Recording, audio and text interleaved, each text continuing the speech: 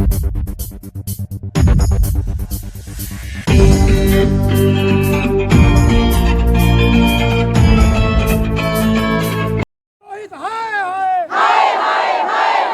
Praveen Sharma, chairman guest teacher association. आज हमारा आने का मकसद ये है कि हम लोग 15-20 सालों से चंडीगढ़ में अध्यापक के रूप में कार्य कर रहे हैं और हमारा जो भर्ती प्रक्रिया है वो बिल्कुल प्रॉपर चैनल के थ्रू हुई है। लेकिन डिपार्टमेंट अब हमारे साथ ये हरकत करने जा रहा है कि वो हमारी पोस्टों को इंक्लूड करके नई पोस्टें निकालने जा रहा है और जिसमें हमें भी शामिल कर लिया गया है। इससे हमें इतना ज़्यादा परेशानी का माहौल बन चुका है कि हमारी जो फैमिलीज़ हैं उनकी देखभाल किस तरह से होगी।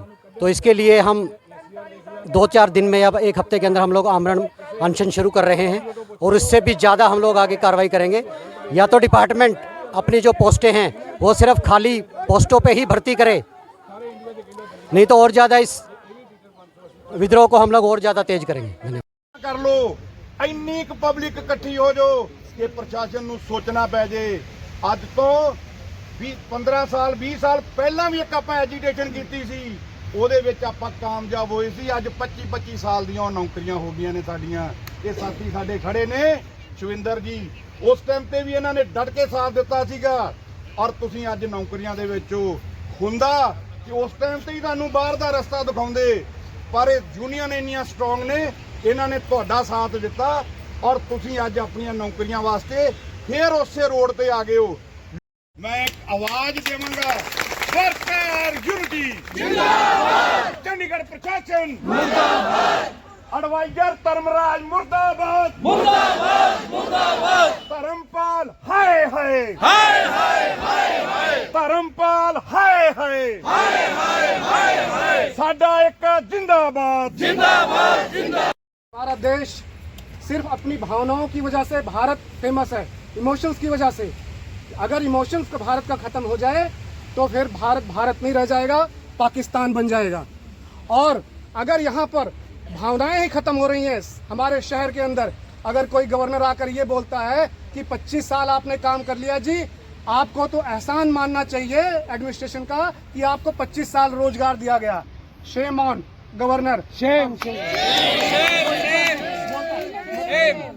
इमोशंस खत्म हो गए, भावनाएं। ये नहीं सोच रहा है कि अगर इतने साल से फैमिलियां इतनी डिस्ट्रॉय हो जाएंगी, बाल बच्चे इनके लोगों के कहाँ जाएंगे, सड़कों पे ये लोग कहाँ इधर उधर घूमेंगे, आप इस उम्र में कहाँ पर नौकरियां मिलेंगी। और ऐसा नहीं है, नौकरियां हम ऐसे नहीं, सिफारिशों से नहीं मिली है हमें नौकरियां, प्रॉपर एडवर्टाइजमेंट हुई है, मेरिट बनकर प्रॉपर यहाँ सिलेक्शन प्रोसीजर फॉलो किया गया है।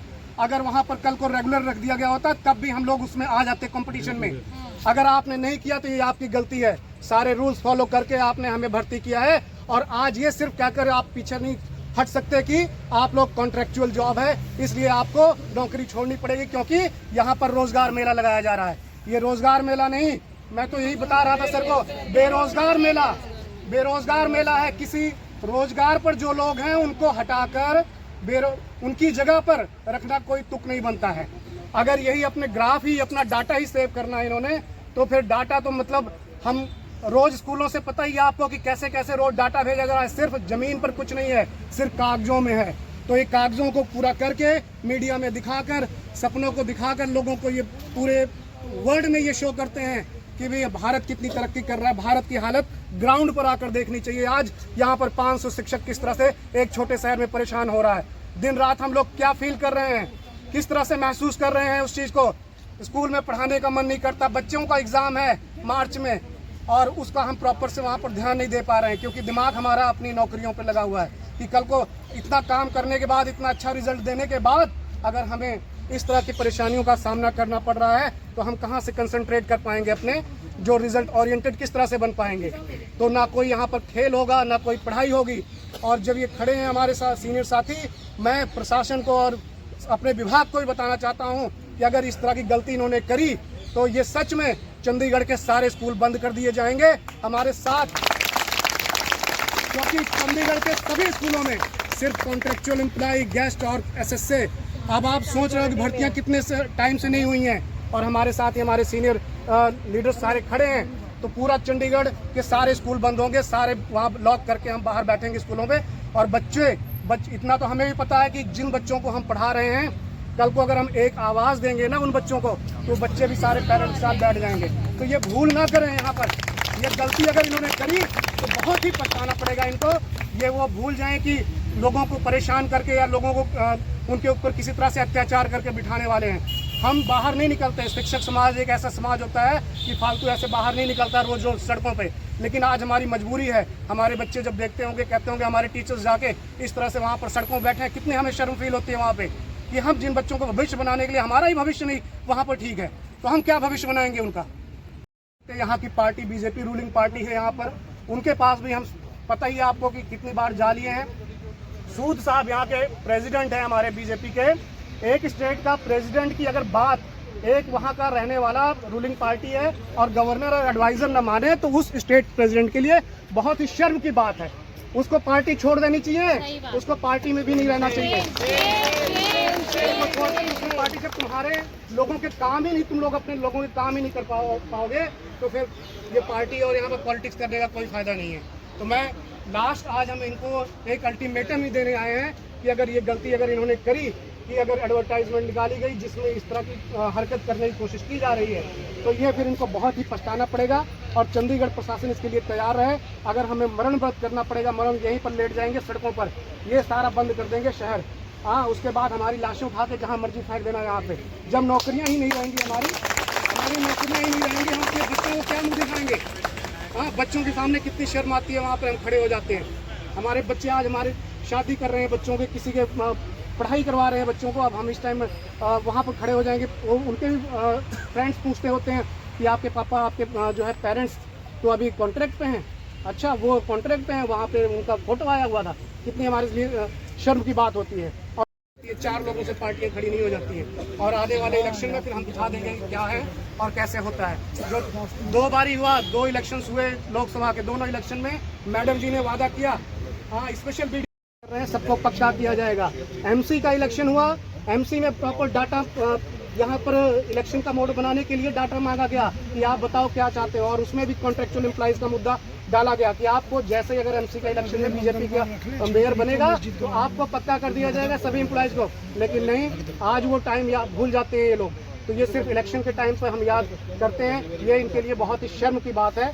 तो मैं आप लोगों का बहुत धन्यवाद करता हूं कि आप लोग अभी भी बहुत, जितनी एक्सपेक्टेशन थी मेरी उस हिसाब से नहीं निकल पाए। मजबूरियां भी हैं, लेकिन मजबूरियां अब इससे ज़्यादा नहीं होंगी। ये सोच लो, मैं बार बार आपको ग्रुप में बोलता रहा हूं कि घर से बाहर निकलो, बिना घर से बाहर निकले हुए कोई काम नहीं चलेगा।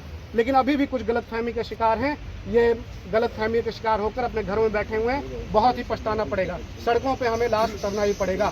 तो हमारे आप लोग यहाँ पर पहुँचे और सारी यूनियन हमारे साथ खड़ी हुई है और सबका धन्यवाद करता हूँ। हमारे ऑल कॉन्ट्रेक्चुअल कर्मचारी संघ के हमारे बिपिन शेर सिंह जी भी हैं, जो कि पता ही है कितना सिस्टम से लड़ते रहे हैं, पूरे सिस्टम के अगेंस्ट। तो मैं उनसे आग्रह करता हूं कि थोड़ा सा वो आपको बताएं कानूनी, क्योंकि कॉन्ट्रेक्चुअल सिस्टम के बारे में मुझे लगता है जितना कानून की जानकारी इनकी है, क्योंकि ये एक ऐसा पर्सन है जो 98-99 से कॉन्ट्रेक्चुअल लड़ाई लड़ रहा है। द्वारा जो आज भर्तियां निकाली जा रही हैं, जिसमें हमारे कंट्रैक्टर और गेस्ट टीचर्स की जो मतलब 20-20, 25-25 सालों से जो काम कर रहे हैं, तो नौकरी को जो खतरा बना हुआ है उसी के लिए जो है हम आज सारे यहाँ इकट्ठे हुए हैं।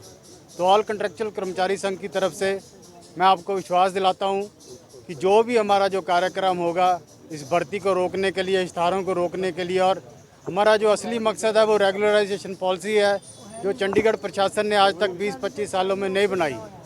आप सबको पता है भी एक निर्णय लेने की अक्षमता के कारण चंडीगढ़ की जो टाइम पास ब्यूरोक्रेसी है, हमें ये सब चीज़ें जो है मतलब हमारे सामने आती हैं। और जो राजनीति की इच्छा ना होना, कितनी बार सांसद ने हमें जो वादा किया भी हमें जो पक्का किया जाएगा।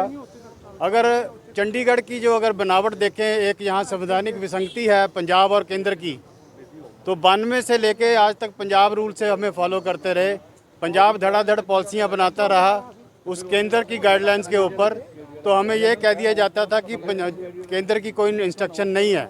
आज जो है मार्च के बाद आपको भी पता है भी चंडीगढ़ में केंद्रीय रूल लग गए हैं, तो हमने इनको ये कहा भी वो केंद्रीय रूल अपना लो। उमा देवी की सुप्रीम कोर्ट की जजमेंट, तो हमारे लिए जो 10 साल की सर्विस है, हमारे जितने भी साथी हैं वो 10 साल से ऊपर हो चुके हैं। तो मैं ये कहता हूँ भी कोई अगर सब्जेक्ट पास करना हो, आप भी टीचर हैं, तो थ्योरी की बजाय प्रैक्टिकल करना होगा, करो या मरो। तो हमें जो है करबो लड़बो और मरबो जो उसके ऊपर जो है काम करना है। तो हमारे पास और कोई रास्ता नहीं है, करो या मरो, हमें जो है प्रैक्टिकल में पास होना है और हमें ये भर्तियाँ भी रोकनी है, चाहे हमें इसके लिए अनिश्चितकालीन हड़ताल करनी पड़े, भूख हड़ताल करनी पड़े या गवर्नर हाउस कुछ भी करना पड़े, तो हम पीछे नहीं हटेंगे। तो इसलिए आप सारे इकट्ठा रहें, आपकी यूनिटी जो है अंतिम सांस तक लड़ें। तो कोई भी लड़ाई जो जीत या हार तभी होती है जब तक अंतिम सांस तक लड़ी जाए। वंदे मातरम।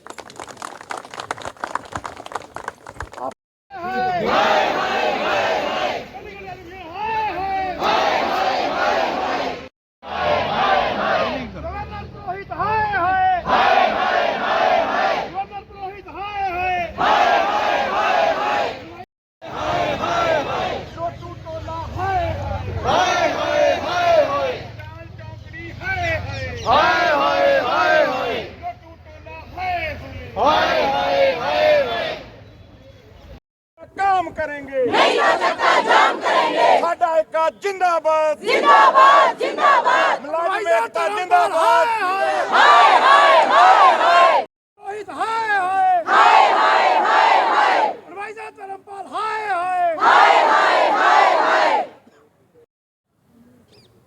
ਅੱਜ ਤੁਹਾਨੂੰ ਮੀਟਿੰਗ ਕਰਨ ਦੇ ਲਈ ਡਾਇਰੈਕਟਰ ਸਰ ਨੇ ਪਰਸਨਲੀ ਆਣਾ ਸੀ, ਬਟ ਕਿਸੇ ਮੀਟਿੰਗ ਤੇ ਕੁਝ ਹੋਰ ਅਰਜੈਂਸੀ ਕਰਕੇ ਉਹਨਾਂ ਨੂੰ ਇੱਥੋਂ ਜਾਣਾ ਪਿਆ।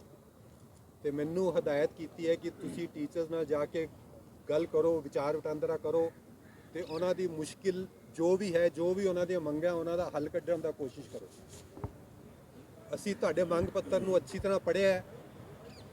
ਜਿਹੜੀ ਮੇਨ ਡਿਮਾਂਡ ਹੈ ਉਹ ਇਹ ਕਿ ਜਿਹੜੀ ਅਸੀਂ ਰਿਕਰੂਟਮੈਂਟ ਸ਼ੁਰੂ ਕਰਨ ਦਾ ਪ੍ਰੋਸੈਸ ਸ਼ੁਰੂ ਕੀਤਾ ਹੋਇਆ ਹੈ, ਉਹਦੇ ਵਿੱਚ ਜਿਹੜੇ ਵੀ ਕੰਟਰੈਕਟ ਗੈਸਟ ਟੀਚਰਸ ਹੈ, ਤੁਹਾਡੀ ਡਿਮਾਂਡ ਹੈ ਕਿ ਉਹਨਾਂ ਦੀ ਉਨੀਆਂ ਵੈਕੈਂਸੀਜ਼ ਜੋ ਕਿ ਅਪਰੋਕਸੀਮੇਟਲੀ ਜਿਹੜੀ ਸਾਡੀ ਕੈਲਕੂਲੇਸ਼ਨ ਹੈ 250 ਦੇ ਕਰੀਬ ਕੰਟਰੈਕਟ ਟੀਚਰ ਤੇ 250 ਦੇ ਕਰੀਬ ਗੈਸਟ ਟੀਚਰ, ਅਪਰੋਕਸੀਮੇਟਲੀ 500 ਟੀਚਰ ਜਿਹੜਾ ਅੱਜ ਦੀ ਡੇਟ ਆਪਣੇ ਐਜੂਕੇਸ਼ਨ ਡਿਪਾਰਟਮੈਂਟ 'ਚ ਕੰਮ ਕਰ ਰਹੇ। 327 ਗੈਸਟ ਹੈ ਔਰ 152 ਟੋਟਲ 500 ਟੋਟਲ 500 ਟੀਚਰ ਜਿਹੜਾ ਹੈ ਕੰਟਰੈਕਟ ਜਾਂ ਗੈਸਟ ਫੈਕਲਟੀ ਬੇਸਿਸ ਤੇ ਕੰਮ ਕਰ ਰਹੇ।